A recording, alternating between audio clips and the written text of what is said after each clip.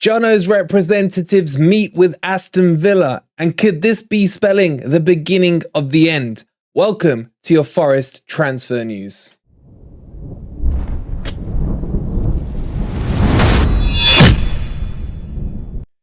Good morning, good evening, or good night, wherever in the world you are, whatever time of day you're watching this. Hope you're having a fantastic day.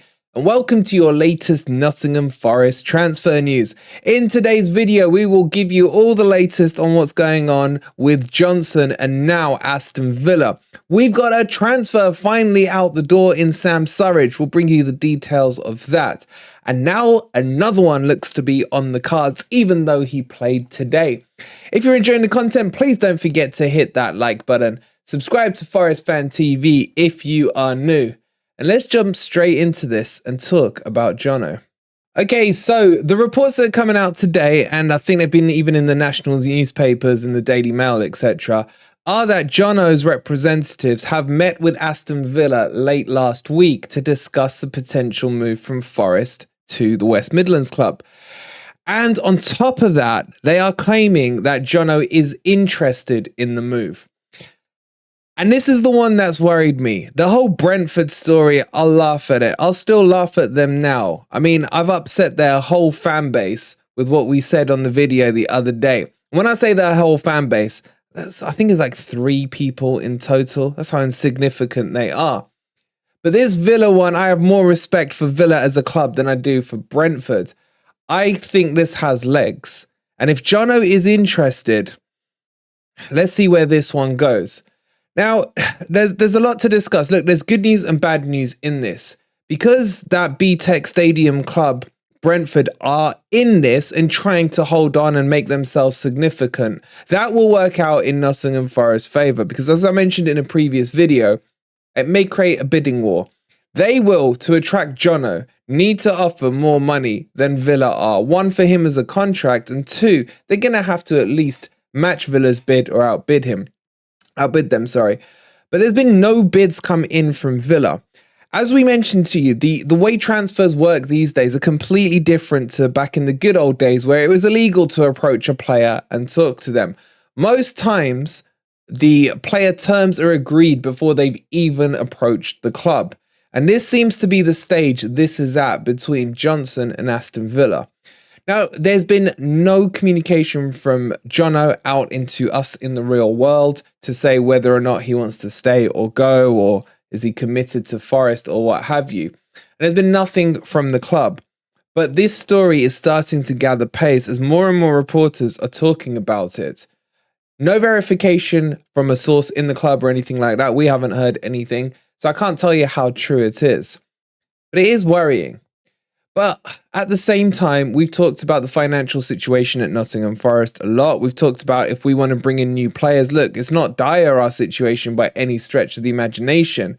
But for Forest to grow and succeed, they will have to sell some assets. We'll talk about some that are on their way out or have gone out in a minute. So where do I stand on this one? For me, I'm going to put my faith in Marinakis and the hierarchy in the club.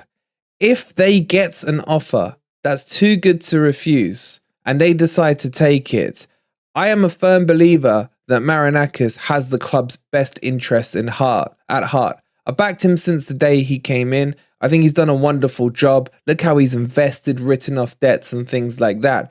He is not going to sell off a prized asset without having spoken probably to Cooper, to Jono himself, to the rest of the team. And it's going to be, for me, put your trust in the Greek father. If he thinks it's the right time for him to go, then fine. I know this is going to be a divisive opinion, but we do sometimes need to look at this as a business rather than with the passion of our hearts or the love for one of our own, etc. I mean, I've got my Jono t-shirt on. By the way, you can grab that from our merch store. Don't know how much longer we'll have it on sale for, though. The link's in the description. So it's one, look, I'm not my usual funny, jokey self on this one because I do think there's legs behind this. And I think we could start to see this develop even further. I said to you a few weeks ago that this one is going to rumble on through the summer. And then there's the talk today of the omission of Jono from the team. He didn't play against Notts County when we beat them 1-0. And there was a lot of talk, and especially in the watch along that we did, a lot of you were asking, where's Jono? Where's Jono? Where's Jono? Well, we were at the unveiling of the shirts yesterday, and we got to speak to Cooper only for a couple of minutes. And he did tell us that Felipe and Johnson are both injured. Now, believe that if you want, it's come directly from Cooper's mouth. Don't believe it, whatever. That's the information, and we're just passing it along to you guys. Is it convenient that Jono's injured? Don't know. But remember, he has just come back from international duty. I think he may have even picked the knock up in international duty. I don't really know. But that was the information we got directly from Cooper. So I wouldn't start a conspiracy theory here if you guys are thinking Jono maybe was in talks elsewhere and what have you.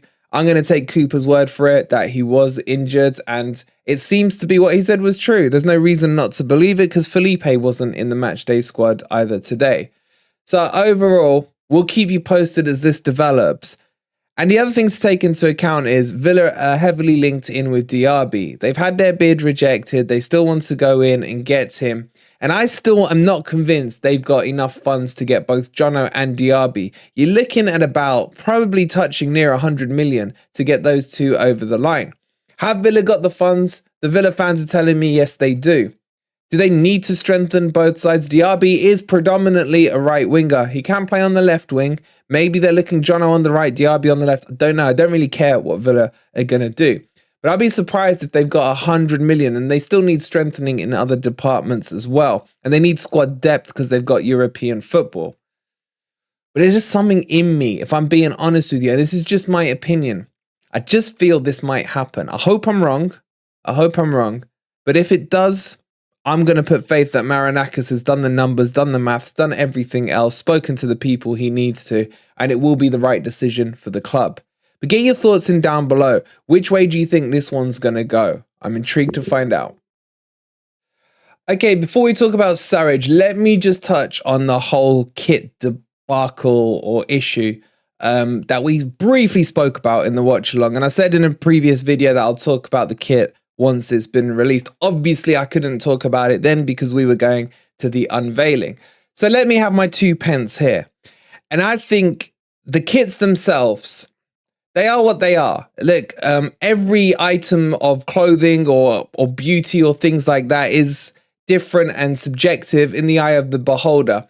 For me, I think the home kit is a bit too plain. Look, I'm from a generation, I'd never seen kits when I was a kid that didn't have sponsors, and I'll talk about the sponsors in a second. But the design itself, I think the home kit is very plain. I liked the away kit when I first saw it, but I don't like the back on it. When you put a name and a number on the back, it's a white block, and I think they should have done the stripes down the back as well. It just doesn't look right from the back. And then you got, there's certain lines. If you look at MG Dub when he's wearing the away kit, it looks like he's got a bit of a beer belly on, and we know he's got, his six pack is nearly as good as mine. So I liked the away kit until I saw the back of it, and that put me off a little. In terms of the third kit, the dark blue one. Now, a lot of people have asked me, what color is it actually? Is it blue, purple, black? Are the stripes orange, pink, turquoise? It's dark blue. And it's got like salmon, I would describe the color as, for that stripy pattern thing. Now, when I saw that, when we released the leaks of these, like it must have been 6 weeks ago when we exclusively, may I add, got those leaks out to everyone, I didn't like the look of that kit. I didn't like it in the unveiling, the big thing. If you guys haven't watched the unveiling video, we've put an exclusive out this morning for it. So go check it out after this video. I didn't really like it when I saw it. But then I don't know if it's because Danilo was in it, it started to grow on me. And even the back of it looks okay in terms of its pattern and everything. So that's my thoughts on the kits. But that's not what I want to talk about. I want to talk about the sponsorship. This sponsorship thing is a complete and utter joke. This is, we are Premier League, obviously. How can a Premier League club not have sponsors lining up outside of the door to get their names on our shirt? And don't forget, on top of that, we have one of the first matches on TV against Arsenal, who everyone's got their eyes on because they'll want to see how Declan Rice is going to perform on his debut, and Timber and all the other players they've bought. And Forest are going to have even more spotlight on them come the opening weekend of the season. And if that's not a selling tool in itself, what are the club doing in terms of this? This is easy revenue that they're missing out on. They did this same mistake last year because, according to reports, they were holding out for more money because whoever it was, and I think it may have even gone up as high as Marinakis, wanted nearly double figures in the millions for a sponsorship, and we were being offered 3 or 4 million, whatever it was, from Boxed to renew it. Now, have they not learned from those mistakes? How was this kit thing not sorted out weeks, if not months ago? Technically speaking, we've had a whole season to secure a kit sponsor and we haven't got one. Because what we did with the refugees charity, I think was brilliant. I think it was amazing. It's a charity that I hold very close to my heart. I share a lot of the same morals that they do. And that in itself was fantastic. But if you look at it from a business perspective, Forest are literally pissing money down the drain here. And with financial fair play, with the stupid deal we did for Chris Wood, 19 goddamn million, and it looks like we're trying to sell him now as well, and Shelvey. So you add Chris Wood and Shelvey together, that's nearly 25 million Forest have pissed down the drain. And then you could recoup 3 to say 6 million on a kit sponsor. And they haven't done it. Someone needs to be shouted at in the hierarchy or whoever's put in charge of it should have got that sorted. You can't go into the season a second year in a row without a sponsor. And I'm not talking about the design. I know there's a lot of you who like the retro look, the look of a no sponsor kits and what have you. But as far as I'm concerned, I'm talking about this as a business, and Forest are missing out on easy money that they can generate. You're a Premier League club, for God's sake, and you can't put a sponsorship on you before it starts. It smells of amateur hour. It really does. Look, I will say this, the club has had to come and advance quickly. We got promoted unexpectedly. We've had our 5-year plan shrunk down into weeks rather than years. I get that. But at the same time, these are easy fruit that you should be picking. You should be getting the sponsorships done straight away. We've got a sleeve sponsor and not a main sponsor. We've got a training sponsor and not a main sponsor. It just doesn't make sense. So that's my take on it. I'm really annoyed about not having a sponsor. And I think it looks amateurish and it makes our club look amateurish as well. But what do you guys think? Don't give me your comments in regards to how good or not it looks with or without a sponsor. I'm talking in terms of the actual, the business side of it and how a business transaction should have happened already. Do you agree with me, or do you think, okay, it is what it is, it happens? Get your thoughts in down below.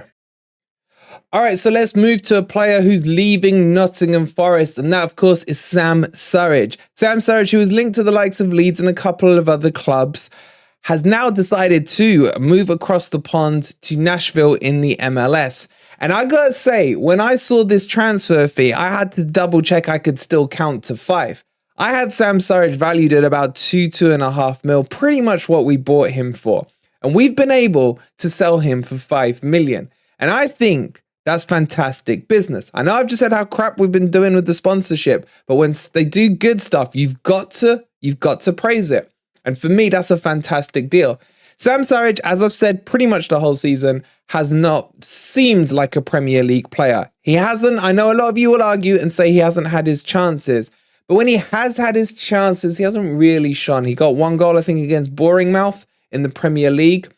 And he scored another one against Man U, but he was offside. He seemed to be offside quite a lot. So I wish him all the best. What he did for us in the championship promotion season was fantastic. He came in at the right time. He did his job. He got it done. He always seemed to have a good bond and a relationship with Cooper. And that kind of is the thing that sold it for me, that even though they had that strong bond, Cooper was still not playing him regularly or irregularly in the Premier League. And you do have to read into that, and you have to look at it and think, well, if he is one of Cooper's boys and he's not playing, then he hasn't got the qualities for the Premier League. Maybe he comes back in a year or two, having gone out to the MLS, see how he performs there, etc. And then maybe he's going to be worth something decent and can have a crack at the Premier League. But right now, Sam Surridge is going to Nashville for 5 million. That's the reported fee. Fantastic business from Forest. Technically doubled their money on him in the space of 18 months or about that. It's a great business. So that we have to praise.